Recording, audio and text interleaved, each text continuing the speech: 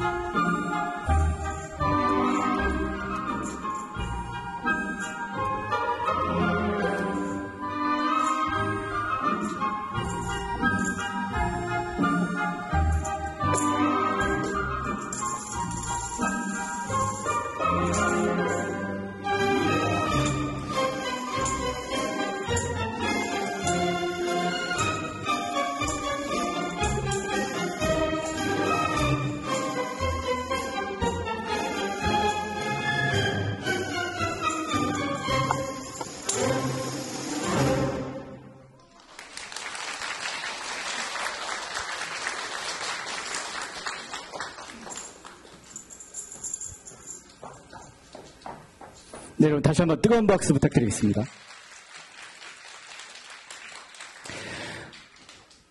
발레만큼 이렇게 우아한 예술이 또 있을까요? 발레는 사람의 몸이 들려주는 가장 아름다운 이야기라고 합니다. 오늘 그 아름다운 이야기를 들려줄 저는 스토리텔러 유승영입니다. 반갑습니다. 이렇게 추운데도 불구하고 이렇게 많이 참석해 주셔서 너무 감격스럽습니다. 여러분, 저는 오늘 200년 전에 프랑스 파리에서 활동했던 인상주의 화가 드가에 대해서 드가를 오늘 소환을 해서 여러분들과 함께 그 당시 프랑스 파리로 여행을 떠나려고 합니다. 기대되시죠? 발레 하면은, 발레 음악 하면은 떠오르는 사람이 있어요. 자, 딩동댕. 발레 화가 하면 드가입니다, 여러분. 왜 드가일까? 드가는 인상주의 화가이죠. 우리가 인상주의가 미술의 역사상 너무너무 위대한 역사를 이루었기 때문에 그 인상주의가 어떤 위치에 있는지 좀 알고 그 다음에 드가에 대해서 이야기를 해보도록 하겠습니다. 여러분, 드가는 무의의 화가입니다. 무의의 화가죠. 자, 그 무의는 발레리나를 뜻해요. 자, 여러분, 인상주의 많이 들어보셨죠? 인상파 화가. 우리가 학교 다닐 때 많이 들어봤어요. 인상주의. 아, 인상을 써서 인상주의인가? 자, 여러분, 서양 미술사에서 어마어마한 연대기가 있는데 그 중에서 르네상스 시대를 가장 크게 치고요. 또 그 수백 년 동안 두 번째로 혁신은 바로 인상주의 시절, 이 인상파들이 활기했던 시절입니다. 그 기점을 무엇으로 나누느냐? 자, 여러분, 인상주의 화가들이에요. 인상파 화가들이에요.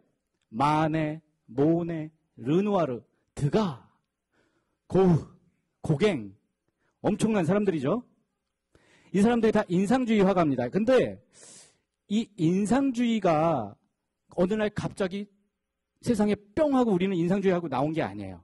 이들을 마지못해 인상주의 화가가 나올 수밖에 없었던 그 역사적인 물건 두 개가 있어요. 그 첫 번째, 두 번째가 뭐냐? 바로 카메라와 튜브 물감입니다. 여러분, 이 시대는 산업혁명 때문에 카메라가 탄생했어요. 우리 그전에는 왕이라든가 귀족들은 화가들한테 자기 초상을 그리죠. 어마어마한 돈을 지불하고 초상을 그립니다. 그런데 카메라가 나타났으니까 화가들은 어떻게 됐을까요? 큰일 났죠? 큰일 났어요. 우리보다 더 잘 그려. 똑같이 나와요. 그런데 정말 위기의식에 빠져있는 이 화단에 이 화가들은 너무너무 큰일 났어요. 그래서 심지어 젊은 화가들은 카메라를 배우러 다녔어요. 학원 다녔어요. 그런데 때마침 이 화가들을 구원해줄 물건이 하나 탄생하는데 그게 바로 튜브 물감입니다. 여러분, 튜브 물감. 물감은 지금도 나오죠. 나무로 된 튜브 물감이에요. 지금도 나오죠. 이전의 물감 시스템은 바로 이런 거죠. 고체 덩어리를 깨가지고 빻아서 물에 개서 저 실험실 같은 화실에서 색을 만들어서 제조를 합니다.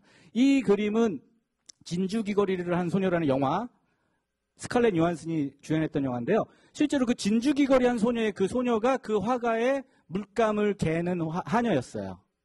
그래서 이때 당시까지 그림은 화가가 나가서 스케치만 해오고 들어와서 실내에서 색을 칠합니다. 내가 봤던 거 막 기억해가지고. 그러다 보니까 갈색 톤이에요.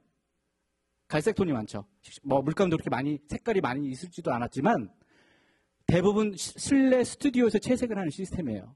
그런데 이것들이 막 개량이 되고 산업혁명이 막 발전하면서 그나마 진보했던 게 바로 돼지 방광에다가 물감을 갖고 나가서 그리기 시작해요. 또는 주사위에다가 주사에다가 액체 물감을 그러니까 막 개서 처음부터 하는 게 아니라 이 만들어서 덜어 갖고 다니는 거죠.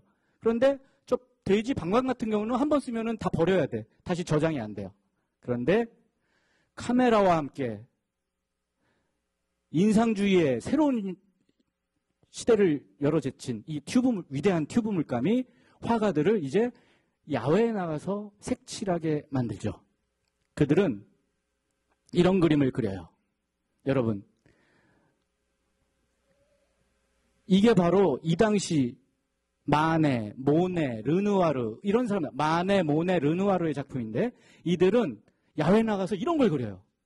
정말 듣도 보도 못한 그림들 그립니다. 너무너무 형편없어요. 너무너무 형편없죠. 이들이 왜 형편이 없는가?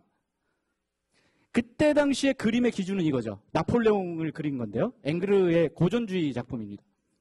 이렇게 실사처럼 똑같이 그려야 돼요. 그래서 역사화나 종교화, 그 다음에 왕의 얼굴 이런 것들 그려야 되는 거죠. 이게 바로 전통 미술이에요. 그런데 이 젊은 얼치기 같은 친구들은 물감을 쭉쭉쭉쭉쭉 짜가지고 막 이런 그림을 그리러 다닙니다. 엉터리 그림을 막 그려요. 이들은 뭘 그린 것인가? 사진은 우리는 이제 카메라를 대처할 수 없어요. 이들은 이제 우리는 뭘 그려야 돼? 보지 못 어떤 빛을 그릴 거야. 우리는 빛을. 왜냐하면 물감 야외에서 칠할 수 있어. 그래서 이들은 빛을 그립니다. 빛을. 그래서 이렇게 엉터리 그림들을 막 갖다 그려서 전시장에 나갑니다. 살롱전에 나가죠. 그런데 이 살롱전에서 이 기자들이 이걸 얼마나 조롱했겠습니까? 이게 그림이냐? 우리 애도 이거보단 잘 그린다. 이러는 거죠. 그래서 순전히 인상적인 진의 느낌만 담았구만. 인상적인 느낌만. 그래서 이때 당시에 바로 인상주의라는 사조가 탄생하게 되죠. 기자들이 붙여줬어요. 모네의 저 그림을 보고서요. 그래서 이들의 특징은 그전에 이런 고전 그림들은 실제 있는 것을 사실적으로 묘사하는 것이죠. 그런데 이들은 본 것을 내 느낌대로 그려요. 본 것을 내 감정이 내 안으로 밀고 들어와요. 인프레스 하는 거예요. 인프레스. 그래서 인프레셔니즘이에요. 인상주의가 탄생합니다, 여러분. 이 이후에는 표현주의가 탄생하는데 표현주의는 바깥의 것을 내밀어요. 바깥의 것, 내 내부의 것을 외부로 확 밀어내요. 그래서 익스프레스 하는 거예요. 그래서 익스프레셔니즘이 탄생하게 되는 것이죠. 자, 여러분 어쨌거나 이 인상주의를 창시한 아버지 같은 형들이 있었어요. 이 모네는 인상주의를 만든 사람이긴 하지만 이 모네에게 엄청난 영감을 준 두 사람이 있습니다. 자, 그 두 분이 바로 마네와 드가입니다, 여러분. 마네는 다 아시죠?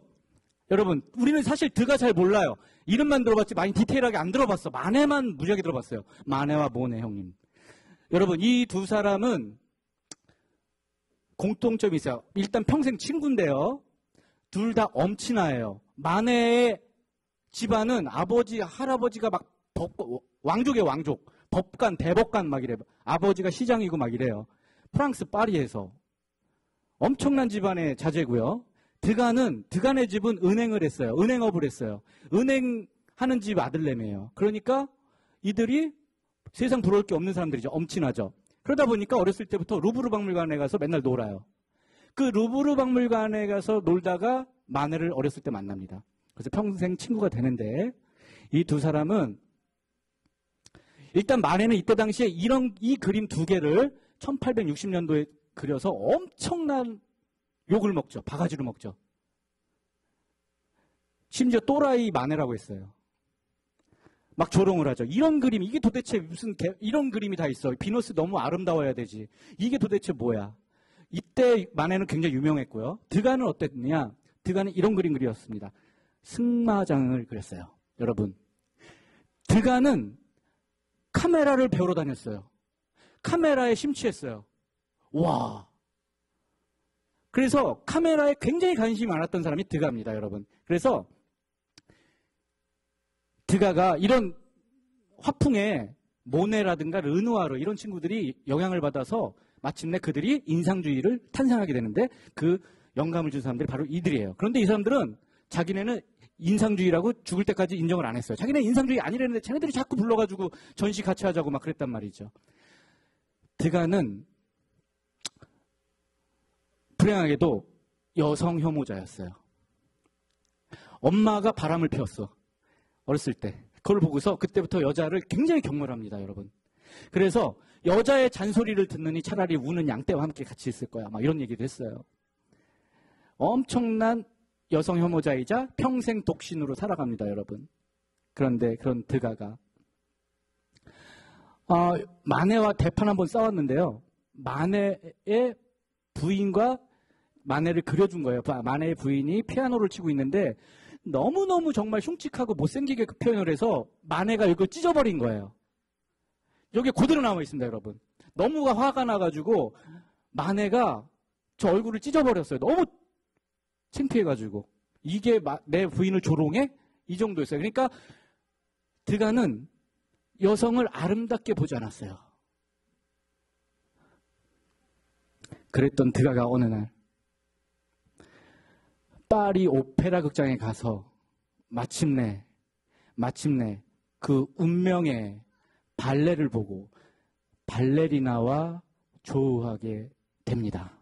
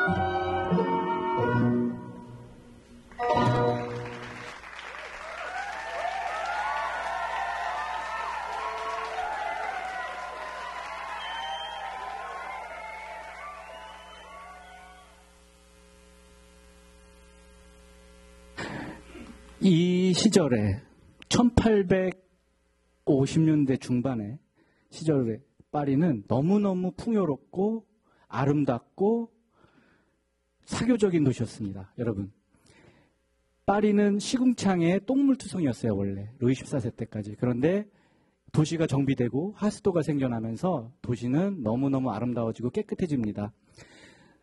매일매일 벌어지는 발레, 오페라, 연주회, 무도회가 끊임없이 계속되었어요. 드가는 엄친아 있는 집 자식답게 먹고 사는 거에 별로 어려움이 없었기 때문에 이러한 문화들을 매일매일 접합니다. 그러면서 드가는 오페라 가수, 서커스단, 발레리나를 그려내기 시작해요. 드가의 어마어마한 이 그림 속에 정말 원래 그림은 귀족, 왕족, 종교, 성직자를 그려야 되는 것이죠. 그런데 인상주의들은 그냥 이 평범한 사람들, 기록되지 않는 이런 평범한 사람들의 일상을 담담히 그려냅니다. 그런데 드가는 너무너무 특별한 사람이었어요. 자, 여러분, 이 평범한 속에 드가를 위대한 예술가로 꼽는 이유가 있습니다. 그 첫 번째가요, 바로 구도입니다. 여러분, 이전의 그림은요, 대상이 있고 내가 앉아서 이 사람을 내 눈높이에서 봐요. 그리고 묘사하죠. 똑같이 그려요. 1인칭 소실적 원근법으로 그리죠. 그런데 드가는 위로 올려다보고 밑으로 내려다보는 시선을 구사합니다. 이것은 엄청난 혁신이에요. 드가는 다른 인상주의 아이들, 모네, 르누아르 애들처럼 바깥에 나가서 그림 그리는 거 별로 안 좋아했어요. 그거 이상하게 생각했어요. 그리고 자기를 인상주의라고 같이 끌고 가는 것 자체가 굉장히 불쾌했어요. 그런데 인상주의예요. 왜냐? 이러한 엄청난 구도, 혁신적인 구도를 연출하는 사람은 드가밖에 없었거든요. 이게 바로 드가는 카메라, 스냅샷의 시초가 되는 것이죠. 카메라의 시선으로 사물을 바라보는 것이고 그것을 자기 그림으로 예술적 표현을 하게 되는 것입니다. 여러분, 찰나의 순간 드가는 이 카메라를 예술적 기법으로 끌고 들어와서 어마어마한 혁신적인 구도를 만들어냈죠. 찰나의 순간을 그리는데 이 드가의 그림은요, 다음 장면이 뭐일지 예측이 돼요. 왜냐하면 그 순간을, 어느 행위의 순간을 포착했기 때문에요. 자, 처음부터 드가가 발레리나에 꽂힌 게 아니에요. 드가는 구도를 통해서 보이지 않는 것을 그리려고 했습니다.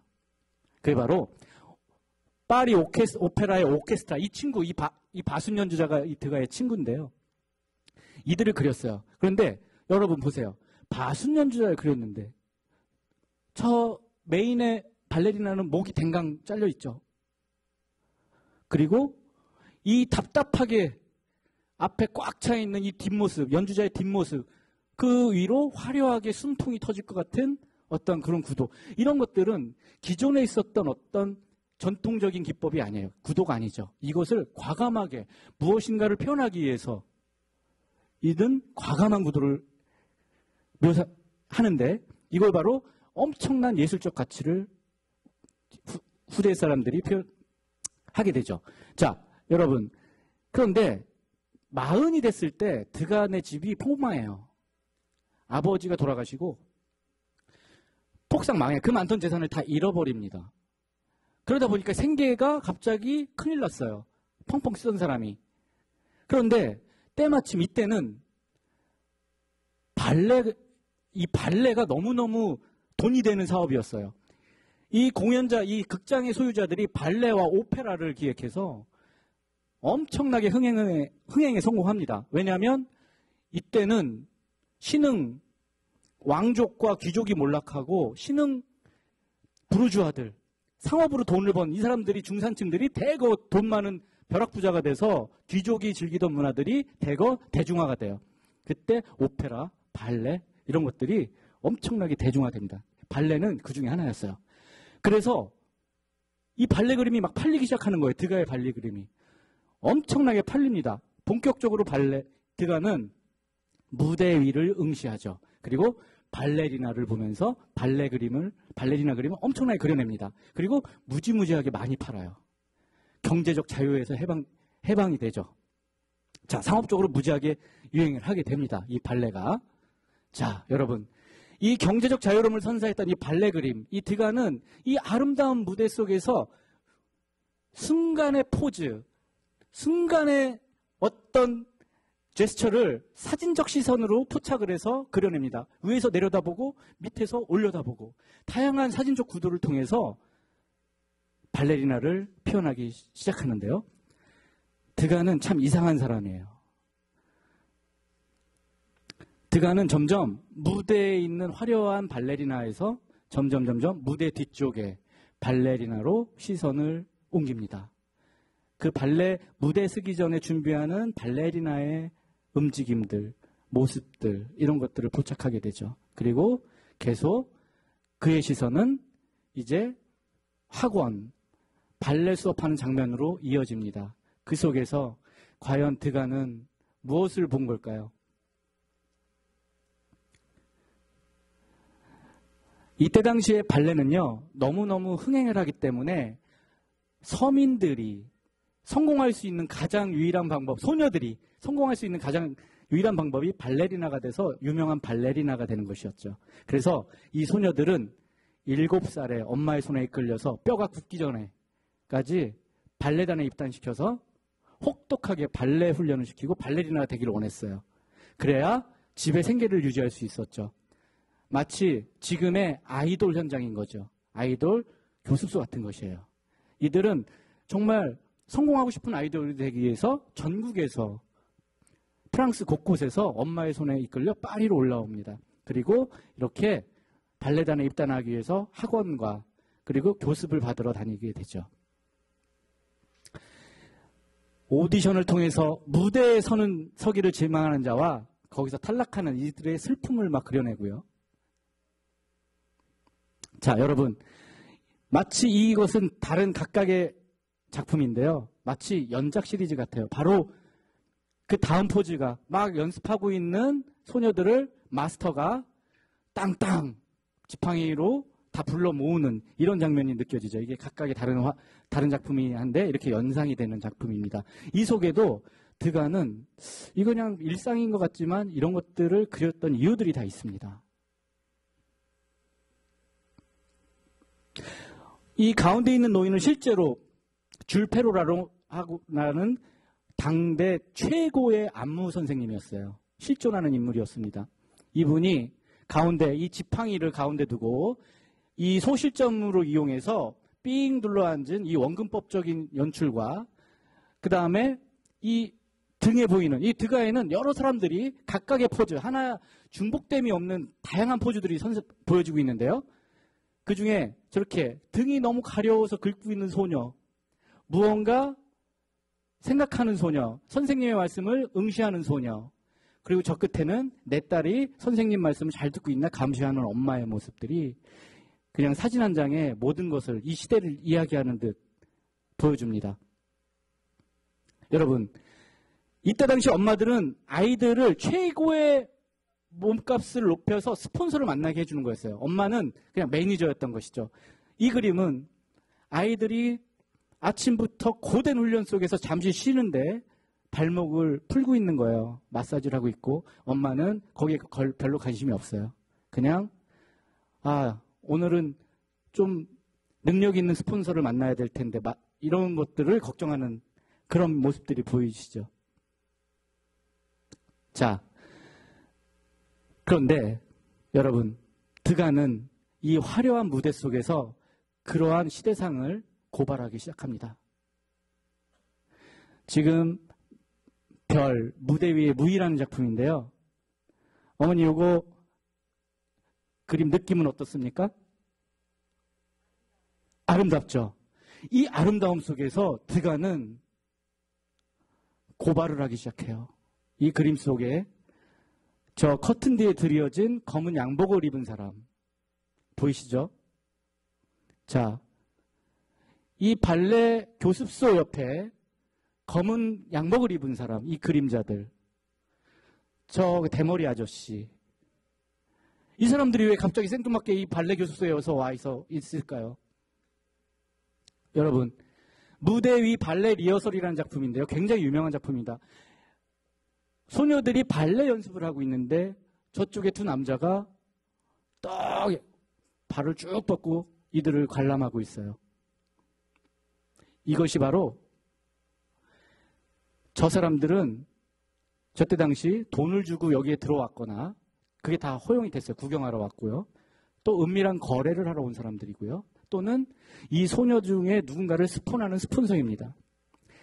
우리가 지금 말하는 이 스폰서라는 개념이 바로 이때 당시 프랑스 파리에 생겨요.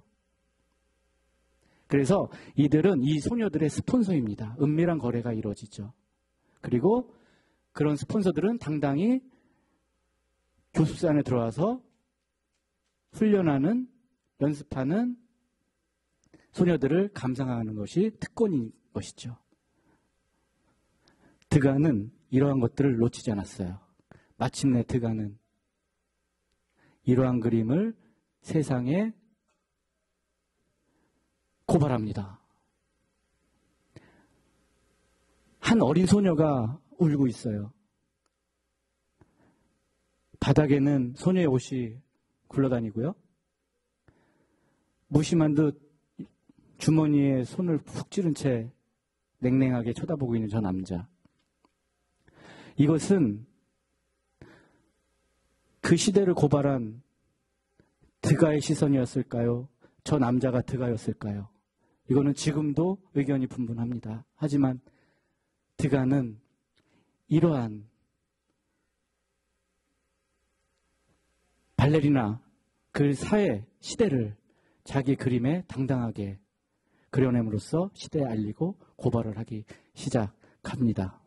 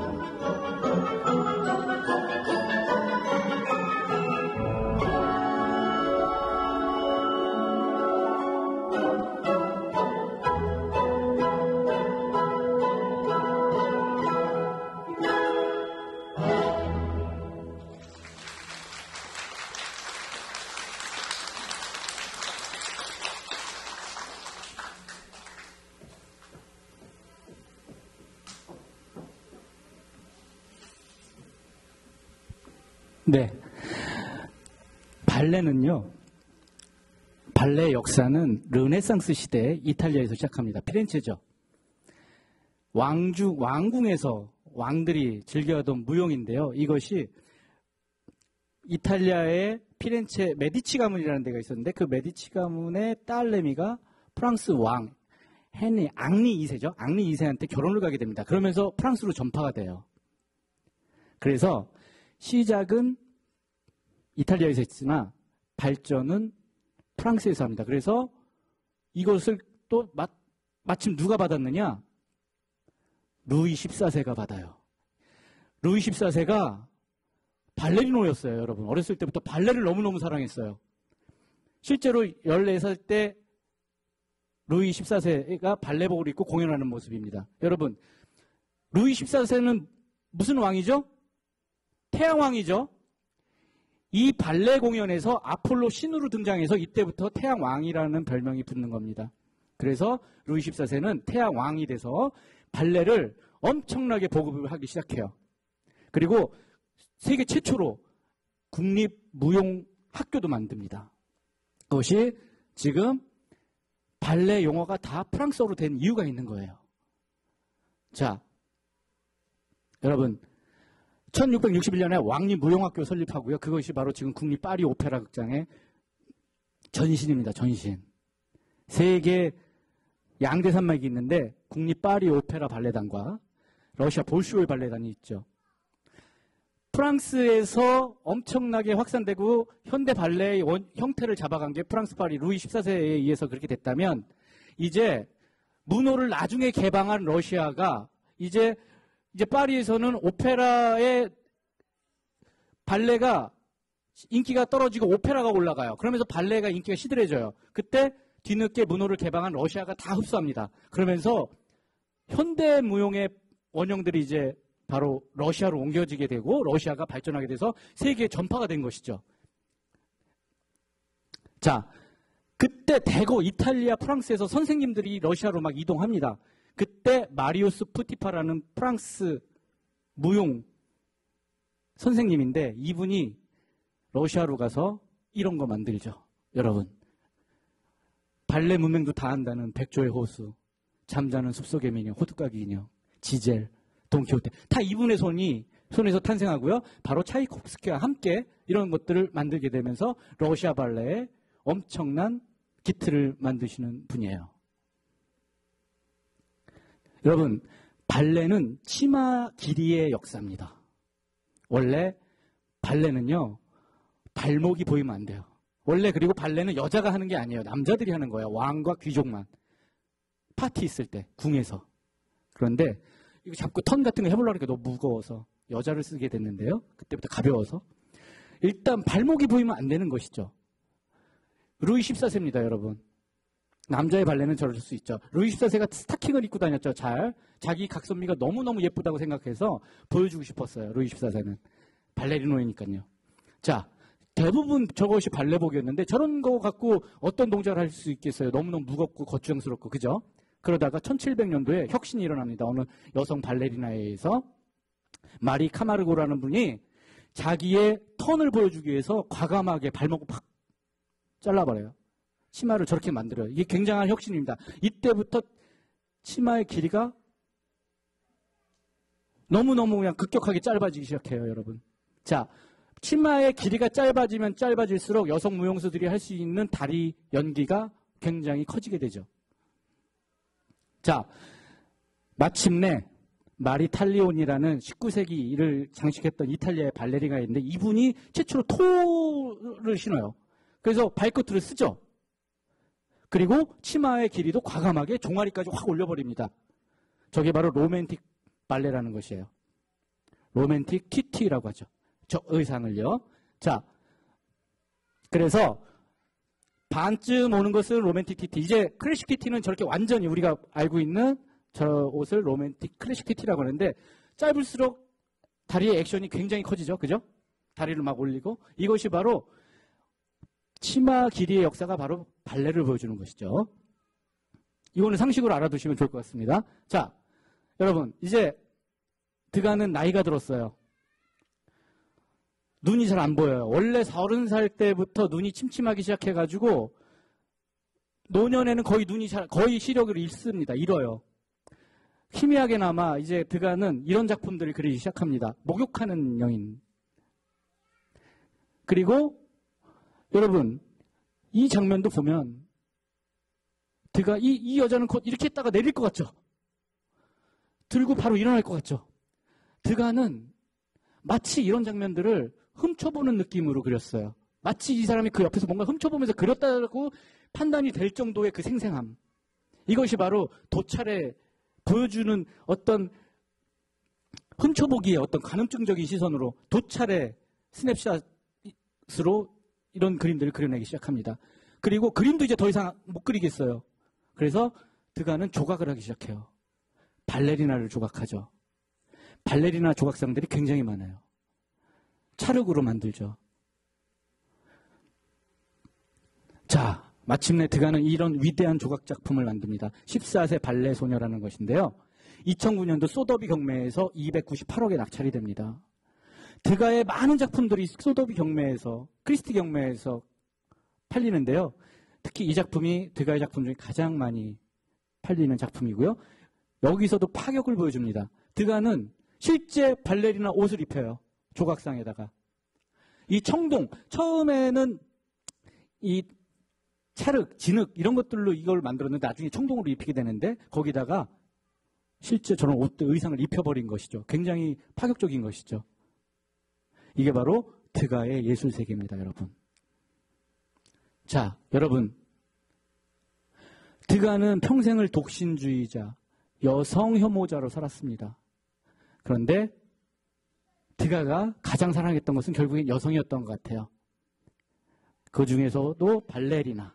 그래서 우리는 드가를 붓을 든 발레리노라고 부르고 싶습니다. 자, 여러분, 이것이 우리 드가입니다. 오늘 마지막 드가와 함께 마지막 발레 공연을 감상하시겠습니다.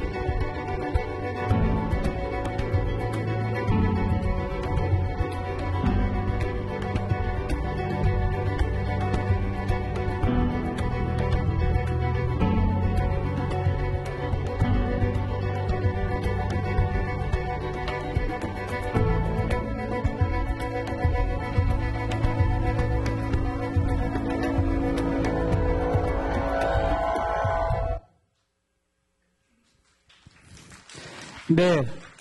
자, 여러분. 지금까지 아름다운 무용을 선사해 주신 우리 오산 시티발레단을 다시 한번 무대로 모시겠습니다.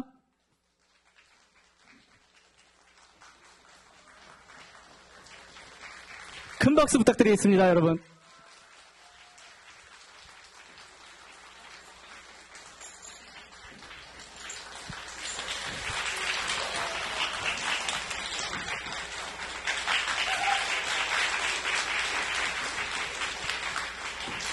네, 뜨거운 박수 부탁드리겠습니다.